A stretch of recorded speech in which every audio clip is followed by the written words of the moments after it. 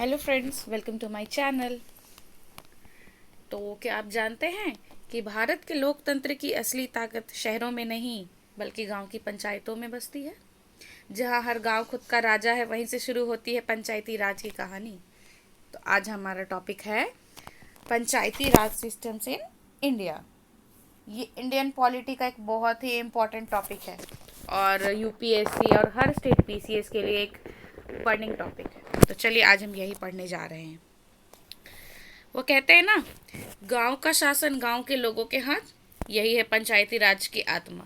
और हम तो ये भी जानते हैं कि भारत का लोकतंत्र सबसे पहले गांव से शुरू होता है। तो चलिए, क्या है पंचायती राज system? The Panchayati Raj system is a system of rural local self government in India. यह ग्रामीण स्वशासन की व्यवस्था है। Rural local self government in India. It was constitutionalized through the 73rd Constitutional Amendment Act of 1992। ये 1992 के 73वें संविधान संशोधन से सिस्टम में लाया गया। This system aims to build local self government at the village, block and district levels। मतलब गांव, ब्लॉक और जिला लेवल पर जो छोटे छोटे लोकल सेल्फ गवर्नमेंट होते हैं, ताकि शासन का ना डिसेंट्रलाइजेशन कर दिया जाए। डिसेंट्रलाइजेशन तो आप समझ रहे हो, छोटे छोटे हिस्सों में बांट दिया जाए ताकि एक सेंटर पे लोड ना रहे, नीचे से ऊपर तक हर जगह छोटी छोटी सरकारें रहें। तो यही है this system aims to build local self government at the village, block and district levels, है ना। Fostering democracy at the grass root level पे डेमोक्रेसी, लोकतंत्र को बढ़ावा दिया जाए। It is crucial for decentralised administration and rural development. मैंने बोला ना, ये ज़रूरी है डिसेंट्रलाइज, विकेंद्रीकरण करना एडमिनिस्ट्रेशन, प्रशासन का, और ग्रामीण विकास के लिए बहुत ज़रूरी है पंचायती राज सिस्टम, लोकल सेल्फ गवर्नमेंट। छोटे लेवल पर जब लोग अपनी परेशानियां, मुश्किलें लेकर पहुंचेंगे तो उनका निदान वहीं हो जाए, उन्हें भटकना ना पड़े। और छोटे छोटे लेवल पे, गांव के एकदम निचले लेवल पे डेवलपमेंट के लिए जो योजनाएं बने, उन्हें पूर्णतः पूरा किया जा सके बिना किसी रुकावट के, बिना किसी दिक्कत के। ठीक है, चलिए अब हम देखते हैं की फीचर्स ऑफ पंचायती राज। मतलब पंचायती राज की क्या क्या इम्पॉर्टेंट फीचर्स हैं। पहला देखिए, एक से, हाँ, कॉन्स्टिट्यूशनल स्टेटस, मतलब इसको संवैधानिक अधिकार बोले या रूप स्वरूप कब मिला। ठीक है, granted constitutional status by the 73rd Amendment Act 1992, adding Part 9 and the 11th Schedule to the Constitution। यहाँ तो 3 MCQ के क्वेश्चंस निकल गए। क्या है देखो, कब उसको अधिकार मिला, शामिल कब किया गया, 73वें संशोधन से। ठीक है, 1992 में एक MCQ ये रहा। उसके बाद किस पार्ट में जुटा है, पार्ट 9 में, भाग 9 में, और किस शेड्यूल में, 11th शेड्यूल में। ठीक है, तो अगला फिर फीचर क्या है, वह है 3 टियर सिस्टम। अभी हमारे पंचायती राज में 3 टियर सिस्टम फॉलो होता है। ये क्या है, mandates a 3 tier structure of Panchayati Raj institutions in states with a population exceeding 20 lakhs। मतलब जहाँ पे भी पॉपुलेशन 20 लाख से ज़्यादा हो रही है, वहाँ पे ये 3 टायर स्ट्रक्चर पंचायती राज का जो है वो फॉलो होता है। ये 3 टायर स्ट्रक्चर क्या है देखो, ग्राम पंचायत, ब्लॉक पंचायत या पंचायत समिति, और जिला पंचायत या जिला परिषद, है ना। 20 लाख से अधिक आबादी वाले जगहों पर ये जो ग्राम पंचायत होती है, ये विलेज लेवल पे काम करती है। ब्लॉक पंचायत इंटरमीडिएट या ब्लॉक लेवल पे, मतलब ग्राम लेवल पे ग्राम पंचायत, उसे थोड़ा ऊपर जो ब्लॉक्स बनते हैं ना, ब्लॉक छोटे छोटे, वो जहाँ बीडीओ बैठते हैं, वो इंटरमीडिएट और ब्लॉक लेवल पे ब्लॉक पंचायत, और जिला पंचायत फिर डिस्ट्रिक्ट लेवल पे आ जाती है, ज़्यादा बड़ा लेवल, जिला परिषद या जिला पंचायत, जिप बोलते हैं ना, वो है। चलिए आगे देखते हैं, ग्राम सभा। हाँ, ग्राम सभा क्या है ये, this is the foundation of the Panchayati Raj system. ग्राम सभा जो होती है ना, वो पंचायती राज सिस्टम का एकदम फाउंडेशन है, बेस है, जहाँ से पंचायती राज सिस्टम की शुरुआत होती है। The the stronger the foundation is the excellent the work will be, है ना. Okay. It is a body comprising all registered voters in a village panchayat area. मतलब गांव या पंचायत के एरिया में जितने रजिस्टर्ड वोटर्स होते हैं, जो 18 साल से ऊपर के लोग जिनका वोटर कार्ड बना हुआ है, उन लोगों को लेकर बनती है ग्राम सभा. It acts as a general assembly of the people and performs functions like approving the budget of the Gram Panchayat, reviewing its annual accounts, and identifying beneficiaries for various schemes. क्या करती है यह ग्राम सभा? ये एक जनरल असेंबली है लोगों की, जहाँ पे फंक्शंस कई प्रकार के परफॉर्म किए जाते हैं. लाइक जो बजट आता है ग्राम पंचायत के लिए, उसको अप्रूव करना, और साल के पूरे बजट्स को देखना, एनुअल अकाउंट्स को देखना कि जो बजट आया उससे कितना खर्च हुआ, कितना बचा, सही से हुआ या नहीं. और and identifying beneficiaries for various schemes. और पता लगाना है कि जिन लोगों के लिए जो स्कीम्स आई हैं उनकी बेनिफिशियरीज कौन है और उन तक पहुंच रही हैं कि नहीं. जैसे कि कुछ स्कीम आती है रिटायर्ड लोगों के लिए, कुछ स्कीम आती है समाज के दबे कुचले वर्ग के लिए, कुछ स्कीम्स आती है महिलाओं के लिए. तो जो जो बेनिफिशियरी हैं उनके तक वो स्कीम्स पहुंच जाएं, इस बात की पुष्टि ग्राम सभा करती है. ठीक है. अगला पॉइंट देखते हैं. Direct elections. This is also the key feature of Panchayati Raj system. देखो, डायरेक्ट इलेक्शन होता है इधर. मतलब all members at the village and intermediate and district levels are to be elected directly by the people. मतलब जितने भी member होंगे पंचायती राज के, चाहे वो ग्रामीण स्तर पे हों, ब्लॉक स्तर पे हों या जिला स्तर पर हो, सब डायरेक्टली सीधा लोगों के द्वारा चुने जाएंगे. ठीक है. आगे, चेयरपर्सन इलेक्शन. मतलब मुखिया जो होंगे. The chairperson of the intermediate and district levels are elected indirectly. जैसे कि हमारे प्रेसिडेंट का सिलेक्शन होता है, आपको याद आ रहा होगा, इनडायरेक्ट सिस्टम होता है ना. मतलब मेंबर्स तो सिलेक्ट हो गए डायरेक्ट पीपल के द्वारा, पर उनके जो चेयरपर्सन या मुखिया होंगे वो इनडायरेक्टली सिलेक्ट होंगे. तो the chairperson of the gram panchayat is elected as per the law of the state. और कैसे वो मुखिया सिलेक्ट होंगे? जो वहाँ पे राज्य में नियम होगा उसके तहत. ठीक है. अब आगे बढ़ते हैं. अब हम देखेंगे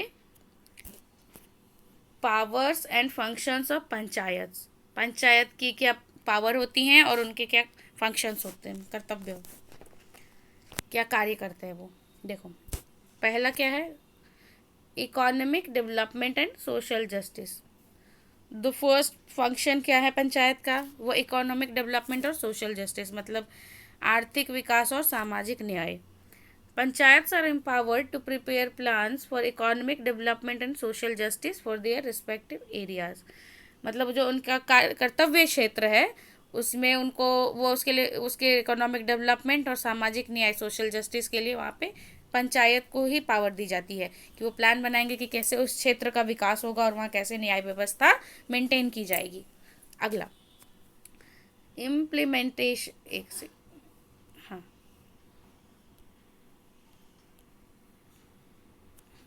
अगला पॉइंट, इम्प्लीमेंटेशन ऑफ स्कीम्स.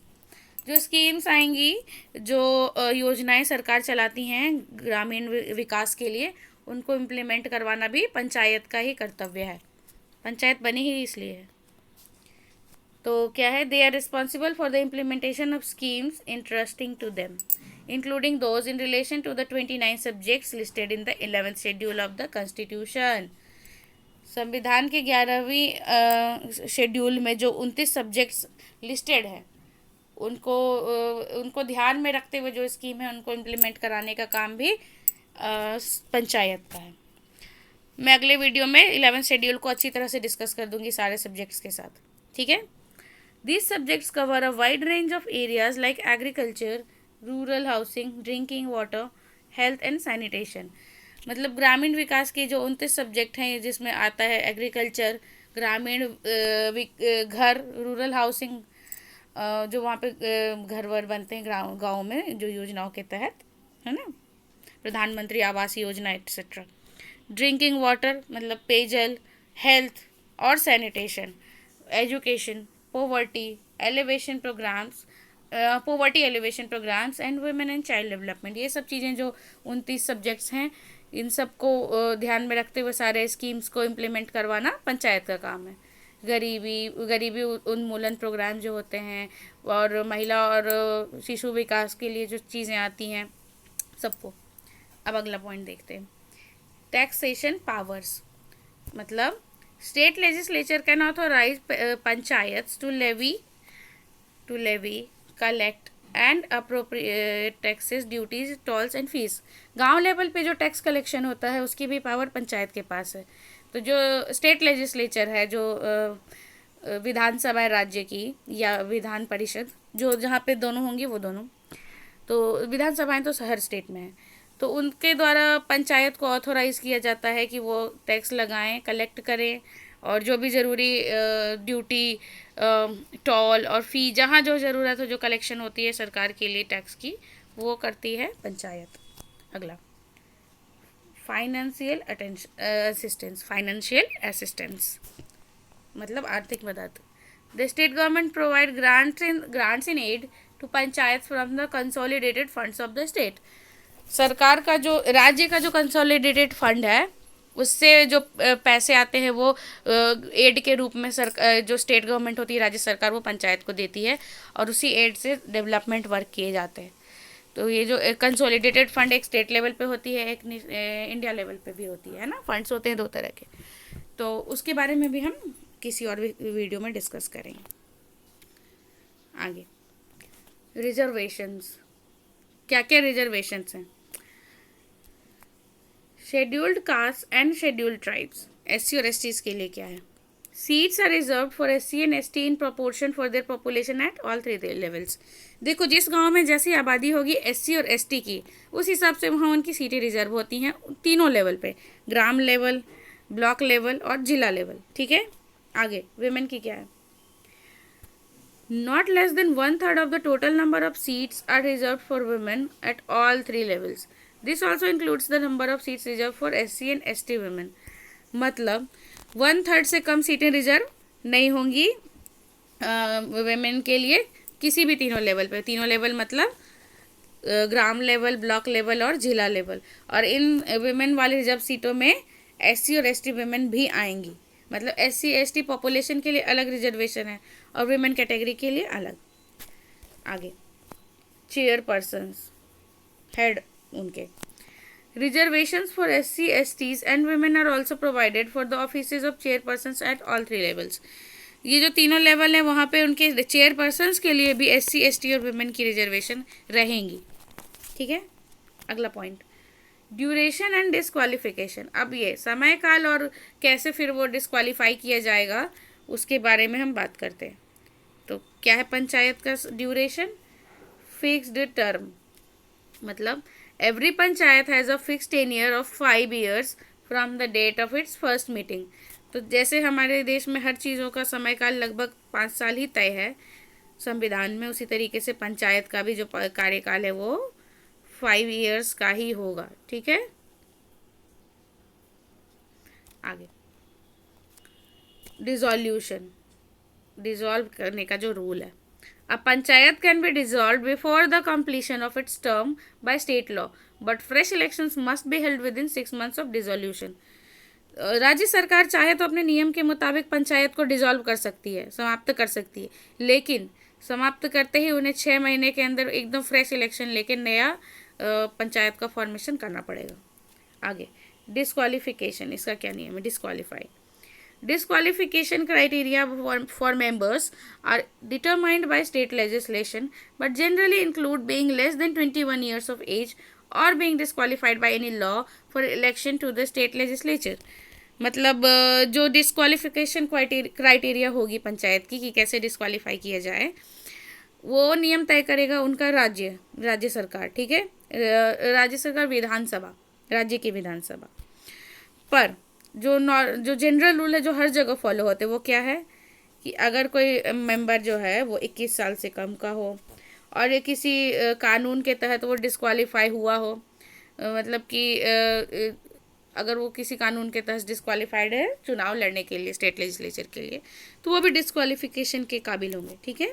आगे, the panchayat Raj system is a cornerstone of India's democratic framework aiming to bring governance closer to the people and facilitate inclusive rural development मतलब जो पंचायती राज सिस्टम है वो एक कॉर्नर स्टोन, बहुत ही इम्पोर्टेंट चीज़ जो एकदम बेस से सपोर्ट करते ग्रास रूट लेवल पे इंडियाज डेमोक्रेटिक फ्रेमवर्क, भारत के संवैधानिक लोकतांत्रिक ढांचे को जो एकदम ग्रास रूट लेवल से सपोर्ट करती है वो है पंचायती राज सिस्टम, जिसका एम है कि जो एकदम निचले तबके के जो एकदम इंटीरियर के लोग हैं, जहाँ तक जल्दी सुविधाएं पहुँच नहीं पाती हैं, उन लोगों को गवर्नेंस के नज़दीक लाना और उनका रूरल ग्रामीण विकास करना, उनको हर सुविधा उन तक पहुंचाना। ठीक है,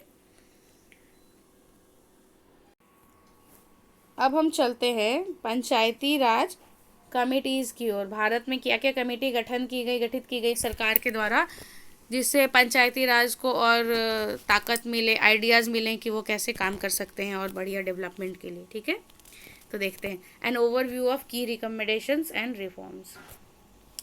The concept of Panchayati Raj is fundamental to democratic decentralization in India, aiming to bring governance closer to the people at the grassroots level। ये हमने जाना कि ग्रास रूट लेवल पे लोगों तक सरकारी सुविधाएं लाने के लिए जो डेमोक्रेटिक डिसेंट्रलाइजेशन, लोकतांत्रिक विकेंद्रीकरण की ज़रूरत होती है, वो है पंचायती राज सिस्टम का कॉन्सेप्ट, वही है वो decentralization of the governance, democratic decentralization of the governments and bringing governance closer to the people at the grassroots level। ठीक है, उसके बाद the term Panchayati Raj literally means rule of 5, panchayat council और राज rule. देखो क्या कहते हैं ना, पहले ज़माने का आपने कहानी पढ़ी होगी, पंच परमेश्वर, हर जगह 5 लोग बैठते थे, कोई भी न्याय के लिए, कोई भी सुविधा के लिए, जो भी गांव के विकास के लिए ज़रूरी हो, उन चीज़ों पर फैसला लेने के लिए।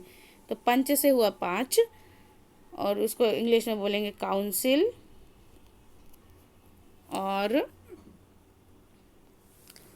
राज मतलब रूल। 5 लोगों, 5 प्रबुद्ध, 5 टैलेंटेड लोगों का ग्रुप जो कि गांव के सारी दिशा निर्देशों को निर्धारित करेगा। ठीक है, तो जो पंचायत है, it is traditionally referring to local self government bodies in villages. ग्रामीण लेवल पर जो सेल्फ गवर्निंग बॉडीज़ होंगी उनको कहेंगे panchayat. After India gained independence there was a strong emphasis on establishing and strengthening these local bodies to ensure participatory democracy and rural development. देखो ये तो सब जानते थे कि देश के संपूर्ण विकास के लिए सबसे ज़्यादा गाँवों का विकास होना जरूरी है, ग्रामीण जो पॉपुलेशन है उनको सारी सुविधाएँ मिलनी ज़रूरी हैं, तभी संपूर्ण देश का विकास होगा। तो इन्हीं चीज़ों को इंश्योर करने के लिए पंचायती राज सिस्टम का जो फ्रेमवर्क ढांचा दिमाग में आया, तो सरकार ने सोचा कि चलो इसके लिए कुछ कमिटीज़ बनाते हैं जो देखेंगे, रिसर्च करेंगे कि गांव में ज़रूरत क्या है, क्या क्या सुविधाएं की ज़रूरत है, क्या क्या बदलाव लाए जा सकते हैं। Then several committees were constituted by the government of India to examine the working of Panchayati Raj institutions and recommend measures for their improvement and revitalisation. वही सरकार ने कमेटियां बनाई जो कि पता लगाएंगी कि क्या क्या इम्प्रूवमेंट और रिवाइटलाइजेशन के लिए, गाँव के इम्प्रूवमेंट और रिवाइटलाइजेशन के लिए ज़रूरी चीज़ें हैं, उनको पंचायती राज सिस्टम में इंक्लूड किया जाए। Among these the Balwant Rai Mehta committee and the Ashok Mehta committee stand out as a pivotal in shaping the trajectory of Panchayati Raj in the country.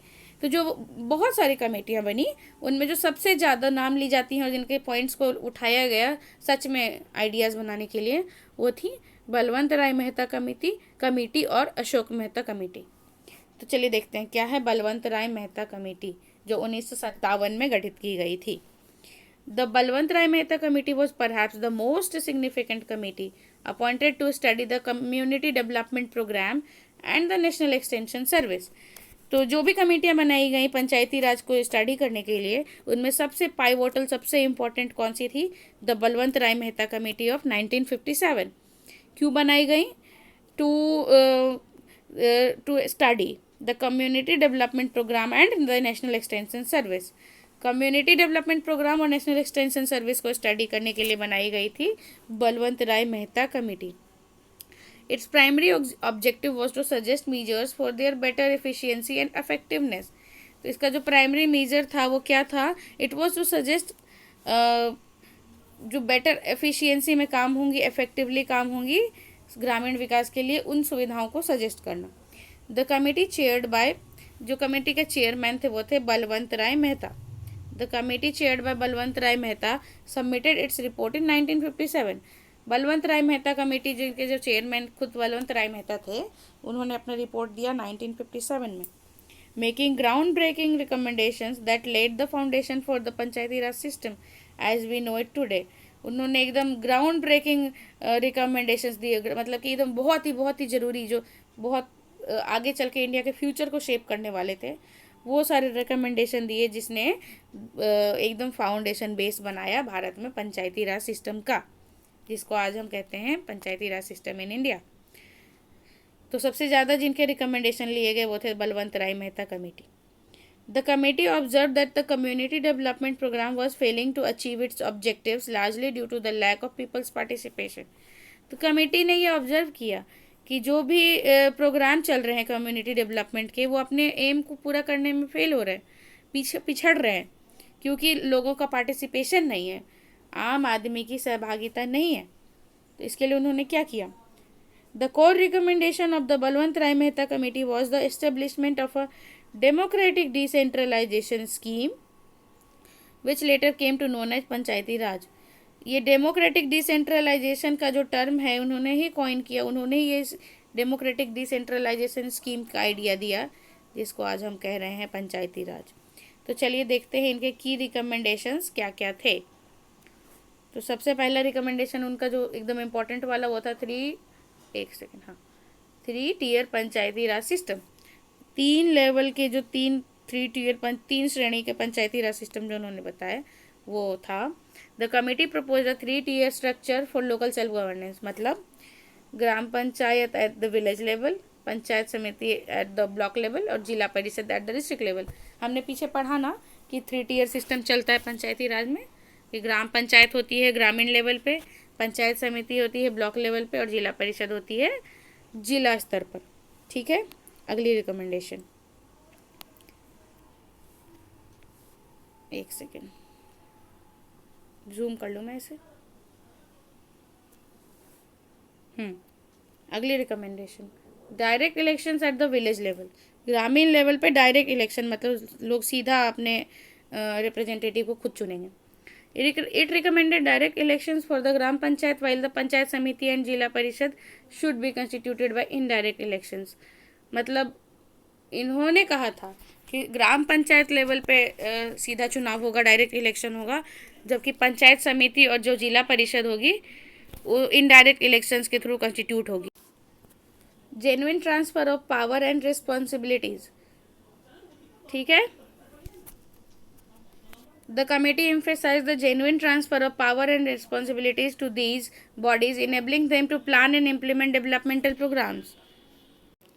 जो कमेटी है उसने महत्व दिया, जोर दिया कि जो ट्रांसफ़र ऑफ पावर होगा और रिस्पॉन्सिबिलिटीज़ होगी वो इन्हीं बॉडीज़, मतलब जिला परिषद और जो पंचायत समितिज़ होंगी उनको दिया जाए, direct responsibility of transfer of power, ताकि वो खुद प्लान करे और इम्प्लीमेंट करे इन विकास प्रोग्राम्स को। ठीक है, उसके बाद एडेक्वेट रिसोर्सेज, उन्होंने कहा कि it suggested that these bodies should be provided with adequate resources to perform their functions effectively. मतलब उनको फंड की कमी नहीं होनी चाहिए, जितनी ज़रूरत है उतने एकदम रिसोर्सेज उन्हें प्रोवाइड कराइए ताकि डेवलपमेंट हो। ठीक है, अब development of powers, डिवॉल्यूशन of powers, sorry. The panchayat समिति was envisaged as the executive body and the जिला परिषद as an advisory, coordinating and supervisory body।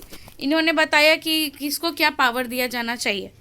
तो उन्होंने कहा कि जो पंचायत समिति होगी वो एग्जीक्यूटिव बॉडी होगी, वो तो एग्जीक्यूशन करेगी प्लान्स का, और जिला परिषद होगी वो एडवाइजरी, वो एडवाइस देगी और कोऑर्डिनेट करेगी, advisory, coordinating and supervisory body. मतलब जो पंचायत समिति होगी वो कार्य पूरा करेगी और जो जिला परिषद होगी वो एडवाइस देगी, कोऑर्डिनेट करेगी और सुपरवाइज करेगी। आगे, the recommendations of the Balwant Rai Mehta committee were widely accepted and Rajasthan was the first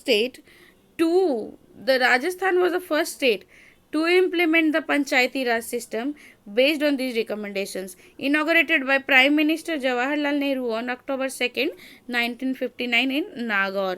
ये बहुत बार यूपीएससी और कई स्टेट पीसीएस में क्वेश्चन आया कि कौन सा वैसा पहला स्टेट है जिसने पंचायती राज सिस्टम को एक्सेप्ट किया था। तो ये जो था राजस्थान का नागौर वह जिला बना जहां सबसे पहले पंचायती राज सिस्टम आया, और इसको किसके द्वारा इसका उद्घाटन किया गया था? तत्कालीन प्रधानमंत्री श्री पंडित जवाहरलाल नेहरू जी, और किस दिन? 2 अक्टूबर 1959 में। ठीक है।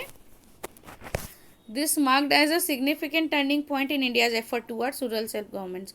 इससे भारत के रूरल सेल्फ गवर्नमेंट्स का जो आइडिया था, एफर्ट था, उसमें बहुत बड़ा टर्निंग पॉइंट आया। ठीक है। अब हम अगली कमेटी की बात करें, द अशोक मेहता कमेटी 1977। दूसरी जो मोस्ट इम्पॉर्टेंट कमेटी है, जो मतलब बलवंत राय मेहता के बाद वाइडली एक्सेप्टेड है, वो है द अशोक मेहता कमेटी। तो देखिए, लगभग 20 साल बाद आई है बलवंत राय मेहता के बाद। 2 decades after the Balwant Rai Mehta Committee, the Janata Party government under Prime Minister Morarji Desai appointed a new committee on Panchayati Raj institutions in December 1977. तो लगभग 20 साल बाद, बलवंत राय मेहता कमेटी के आने के 20 साल बाद फिर से एक नई कमेटी गठित की गई। वह थी द अशोक मेहता कमेटी 1977 में। और उस समय इस कमेटी को गठित किसने किया?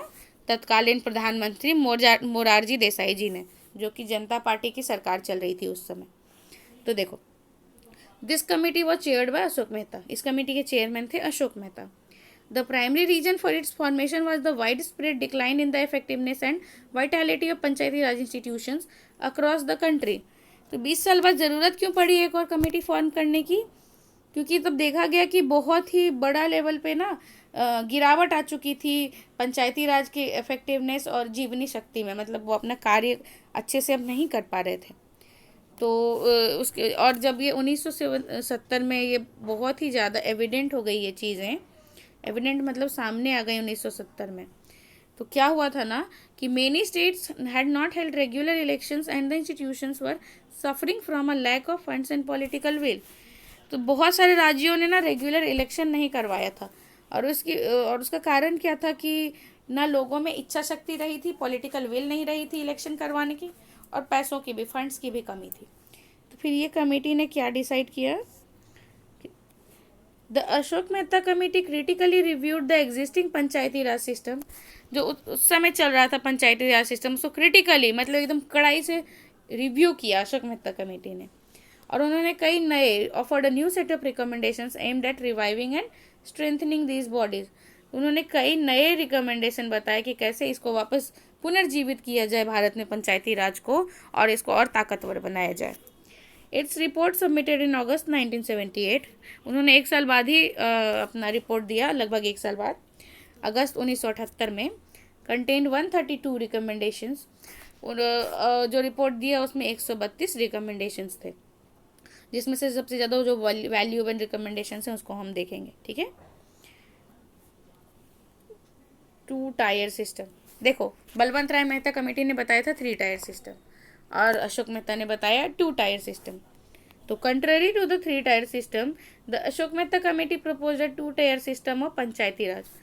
तो जो बलवंत राय मेहता कमेटी की जो 3 टायर सिस्टम थी, उसके विरोधाभास में उन्होंने एक 2 टायर सिस्टम प्रपोज किया। वो क्या था? जिला Parishad at the district level, है ना, Zila Parishad at the district level which was to be the main executive body. उन्होंने कहा कि जिला लेवल पे जो जिला परिषद होगी वही मेन एग्जीक्यूटिव बॉडी होगी। अब तक जिला परिषद जो थी वो एडवाइजरी बॉडी थी, अब वो एग्जीक्यूटिव बॉडी बनाने की बात कर रहे हैं। Mandal panchayat for a group of villages with a population of 15,000 to 20,000। उन्होंने एक नया टर्म दिया, मंडल पंचायत। उन्होंने कहा कि वैसे गांव जहां की आबादी 15,000 से 20,000 के बीच में है, वहां पे मंडल पंचायत बनाई जाए। ठीक है। आगे, पॉलिटिकल पार्टी पार्टिसिपेशन। उन्होंने कहा, it recommended the active participation of political parties in Panchayati Raj elections, a departure from the earlier view that this election should be non political. जैसे पहले कहा गया था कि जो पंचायती राज इलेक्शन होंगे वो नॉन पॉलिटिकल होंगे, लेकिन इन्होंने कहा कि पंचायती राज इलेक्शन को अब पॉलिटिकल पार्टीज़ के द्वारा, मतलब पॉलिटिकल पार्टीज़ के थ्रू पॉलिटिकल बनाया जाए। अब यहाँ पे भी पॉलिटिकल पार्टी चुनाव लड़ेंगी। ठीक है। आगे, कंपलसरी टैक्सेशन पावर्स। टैक्स पे बहुत ही कड़ा जोर देते हुए उन्होंने कहा, क्योंकि फंड की कमी हुई थी, कि कंपलसरी टैक्सेशन पावर होंगे। The committee suggested that the Panchayati Raj institution should have compulsory powers of taxation to generate their new own resources. मतलब एकदम कड़ाई से टैक्सेशन पावर का पालन करेंगी, यूज़ करेंगी पंचायती राज इंस्टीट्यूशंस, ताकि उनके अपने रिसोर्सेज के लिए फंड की कमी ना हो। आगे न्याय पंचायत, इन्होंने एक न्याय पंचायत टर्म भी कॉइन किया, जिसमें था it recommended the establishment of न्याय पंचायत, जुडिशियल पंचायत जिसे हम कहेंगे इंग्लिश में, as separate bodies presided over by a qualified जज। मतलब गांव के इश्यूज का निपटारा गांव में ही हो जाए। उन्होंने कहा कि एक पंचायत में से ही एक अलग ग्रुप बनेगा जिसे हम कहेंगे न्याय पंचायत, जिसमें जो क्वालिफाइड जजेस होंगे, रिटायर्ड जज या जो भी, मैं डिटेल में भी नहीं जा रही हूँ, क्वालिफाइड जज जो जज के तौर पे काम करते हैं वो लोग होंगे जो इसको प्रिसाइड करेंगे। ठीक है, आगे chief electoral officer, it advocated for a chief electoral officer of the state in consultation with the chief election commissioner to conduct the Panchayati Raj election. देखो चीफ इलेक्शन कमिश्नर होते हैं ना, जो चुनाव का पूरा प्लान बनाते हैं, नियम बनाते हैं और उसको एग्जीक्यूट करवाते हैं। तो इन्होंने एक रिकमेंडेशन दिया कि चीफ इलेक्शन कमिश्नर के साथ साथ स्टेट लेवल पे चीफ इलेक्टोरल ऑफिसर होंगे, ताकि जो पंचायती राज इलेक्शन है उनमें वो अपना सहयोग दें और इससे चीफ इलेक्शन कमिश्नर के कार्य को आसानी होगी। फिर उन्होंने कहा रेगुलर इलेक्शंस, मतलब एकदम नियमित तौर पे चुनाव होने चाहिए। The committee stress the importance of regular election, suggesting that if a body is suppressed superseded fresh elections must be held within 6 months। उन्होंने एकदम रेगुलर इलेक्शन पे जोर देते हुए कहा कि रेगुलर इलेक्शन होने चाहिए, और अगर कोई बॉडी सुपरसीडेड होती है तो मतलब ख़त्म होता है वहाँ पे पुराना राज, तो एकदम फ्रेश इलेक्शन एकदम 6 महीने के अंदर होने चाहिए। ठीक है, तो रिजर्वेशन ऑफ सीट्स की बात अब देखते हैं उन्होंने क्या कहा। It also made recommendations for the reservation of seats for scheduled caste and scheduled tribes. इन्होंने भी शेड्यूल्ड कास्ट और शेड्यूल्ड ट्राइब्स के लिए सीट्स की रिजर्वेशन की बात कही। ठीक है, अब आगे देखें। Although many of the Ashok Mehta committees recommendations were not immediately implemented at the national level due to the change in government, its report significantly influenced subsequent discussions and reforms, particularly the 73rd and 74th Constitutional Amendment Acts of 1992। देखो जब जनता party की सरकार बदल गई ना, नई सरकार आई, तो उन्होंने अशोक मेहता कमेटी की ज़्यादातर रिकमेंडेशंस को नहीं तुरंत इम्प्लीमेंट किया, लेकिन जो अशोक मेहता कमेटी की जो रिकमेंडेशंस थी वो आगे जब संविधान में 73वां और 74वां संशोधन आया, जो पंचायती राज और म्यूनिसिपैलिटीज़ के लिए आया था, उसके लिए वो जो रिकमेंडेशंस थी उन्होंने बहुत ही इम्पोर्टेंट रोल निभाया। These acts later gave constitutional status to Panchayati Raj institutions, incorporating many of the principles advocated by both the Balwant Rai Mehta and Ashok Mehta committee. तो ये जो 73वां और 74वां संशोधन आया ना पंचायती राज और म्यूनिसिपैलिटीज़ वाला, इन्होंने आगे चल के भारत में पंचायती राज इंस्टीट्यूशंस को कॉन्स्टिट्यूशनल स्टेटस, संवैधानिक स्टेटस दिया, और इसके जो बहुत सारे प्रिंसिपल नियम कायदे थे वो बलवंत राय मेहता और अशोक मेहता कमेटी से ही लिए गए थे। ठीक है, ये तो थी 2 मेन इंपॉर्टेंट कमिटीज़। आगे हम एक नज़र देख लें कि other significant committees and conclusion, मतलब जो बाकी बची हुई जो और भी कमेटियाँ थी जो इम्पोर्टेंट रही हैं हमारे भारत में पंचायती राज को फॉर्म करने में, और उसके बाद हम फाइनली कंक्लूड करेंगे। ठीक है, तो देखो besides the Balwant Rai Mehta and Ashok Mehta committees, several other committees also contributed to the evolution of Panchayati Raj in India. और भी कई कमिटीज़ थी जिसमें थी, these include the GV Rao committee 1985। क्या रिकमेंड किया था इसने? Which recommended that the district be the basic unit of planning and implementation and emphasized the need for regular elections। मतलब GV राव कमेटी जो 1985 में आई, उनका मेन रिकमेंडेशन ये था कि जो जिला होगा, डिस्ट्रिक्ट होगा, वो बेसिक यूनिट बनेगा प्लानिंग और इम्प्लीमेंटेशन का, और जो भी पंचायती राज के लिए ज़रूरी चीज़ें होंगी उनकी प्लानिंग और इम्प्लीमेंटेशन का जो बेसिक यूनिट बनेगा वो डिस्ट्रिक्ट होगा। और क्या जोर दिया उन्होंने? रेगुलर इलेक्शन पे। ठीक है, और एक और क्या कमेटी थी? And the LM Singhvi committee 1986। GV Rao committee 1985 के बाद आई थी अगले साल LM सिंघवी कमेटी 1986, जिसने which recommended constitutional recognition of for panchayati Raj institutions and the establishment of न्याय पंचायत। इसने भी न्याय पंचायत पे जोर दिया था अशोक राय मेहता कमेटी की तरफ। तो एल एम सिंघवी कमेटी 1986 का क्या कहना था कि उन्होंने कहा कि पंचायती राज इंस्टीट्यूशन को संवैधानिक रिकॉग्निशन मिले, कॉन्स्टिट्यूशनल रिकॉग्निशन, और उन्होंने भी न्याय पंचायत के एस्टेब्लिशमेंट पे जोर दिया था। ठीक है। The continuous efforts of these committees culminated the landmark 73rd constitutional amendment in 1992. अब तक जितनी भी कमेटियां आई उन सब ने बहुत ही बड़ा रोल निभाया, एकदम ऐतिहासिक 73वां कॉन्स्टिट्यूशनल संशोधन, संवैधानिक संशोधन 1992 के लिए, जिसके तहत पंचायती राज का फॉर्मेशन हुआ था। This act provided constitutional security to Panchayati Raj institution. ये जो एक्ट था इसने पंचायती राज इंस्टीट्यूशन को संवैधानिक सुरक्षा प्रदान की, constitutional sanctity, making the 3-tier system mandatory with provisions for a 2-tier system in smaller states. मतलब मेनली उसने क्या कहा कि 3-tier सिस्टम ही फॉलो होगा पूरे देश में, लेकिन जो छोटे राज्य होंगे जहाँ ज़्यादा आबादी नहीं है वहाँ पे 2-tier सिस्टम रहेगा। ठीक है। आगे तो इन्होंने क्या किया कि ensuring regular elections, reserving seats for schedule caste, schedule tribes and women, and establishing state election commission and state finance commission. तो 73वां संशोधन रहा संविधान का, उसने किस चीज़ पे जोर दिया?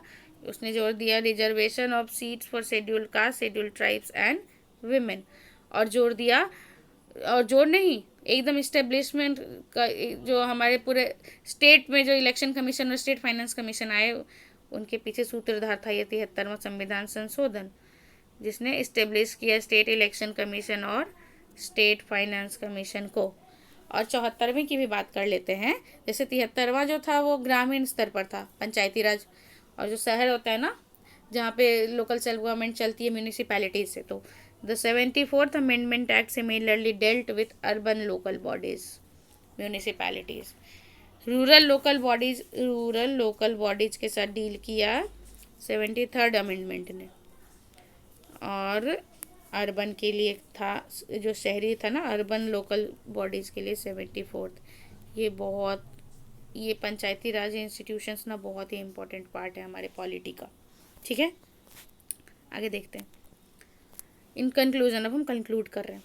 The journey of Panchayati Raj in India has bean shaped by a continuous process of review, recommendations and reforms. मतलब जो भारत में पंचायती राज इंस्टीट्यूशन की जो जर्नी रही उसको कितना एकदम लगातार रिव्यू, रिकमेंडेशन, रिफॉर्म के प्रोसेस से गुजरना पड़ा है और गुजर ही रहा है। ये तो कंटिन्यूअस प्रोसेस है, तो आगे भी बदलाव होते रहेंगे जैसे जैसे हमारे देश डेवलप होगा, नियम कायदे बदलते रहेंगे। ठीक है। The vision articulated by early committees like Balwant Rai Mehta's for democratic decentralization and the critical re-evaluation by committees like Ashok Mehta laid the crucial groundwork। जो इम्पोर्टेंट नाम है, जैसे बलवंत राय मेहता ने जो कहा था कि डेमोक्रेटिक डिसेंट्रलाइजेशन किया जाए पंचायती राज में, 3-tier सिस्टम, और अशोक मेहता ने कहा था कि क्रिटिकली री एवेल्यूएट किया जाए पंचायती राज सिस्टम को। तो ये दोनों चीज़ें ना बहुत ही इंपॉर्टेंट रही, क्रूशियल ग्राउंड वर्क किया भारत में पंचायती राज का फॉर्मेशन के लिए। ठीक है। These efforts underscore India's commitment to empowering local communities and fostering participatory governance। तो ये कमेटी जो थी उन्होंने बहुत बड़ा एफर्ट लगाया भारत में लोकल कम्युनिटीज़ और पार्टिसिपेटरी गवर्नेंस को बढ़ावा देने के लिए। मतलब एकदम निचले स्तर पे सब सरकार से जुड़ा रहे, सरकार की सुविधाएं पहुँचें और कहीं भी लोग लेफ्ट आउट फील ना करें। एकदम भारत का जो एकदम बेसिक, जो एकदम शुरुआती बेसिक यूनिट है ना, एकदम ग्राउंड लेवल, वो जुड़ा रहे एकदम टॉप के सेंटर से। ठीक है। Ensuring democracy thrives not just at the national and state levels but also at the very grass root of the diverse society. हमारे बहुत ही डाइवर्स कंट्री में डेवलपमेंट और डेमोक्रेसी जो है सा लोकतंत्र ना सिर्फ राष्ट्रीय और राज्य स्तर पर रहे, बल्कि भारत की जो आत्मा, जैसे गांधी जी ने कहा था ना, भारत की आत्मा बसती है गाँव में, उस लेवल तक पहुँचे डेवलपमेंट भी और लोकतंत्र भी। तो यही थी कहानी भारत में पंचायती राज इंस्टीट्यूशन की, जिसे हमने पढ़ा। होप सो आपको मेरा लेक्चर पसंद आया होगा। मैं आगे और भी लेक्चर्स बनाऊंगी। मेरे साथ जुड़े रहने के लिए बहुत बहुत धन्यवाद। Please like, share and subscribe my channel and recommend if I have to what I have to do to improve my lectures. मुझे बहुत कुछ करना है भी इम्प्रूव करने के लिए। Thank you so much.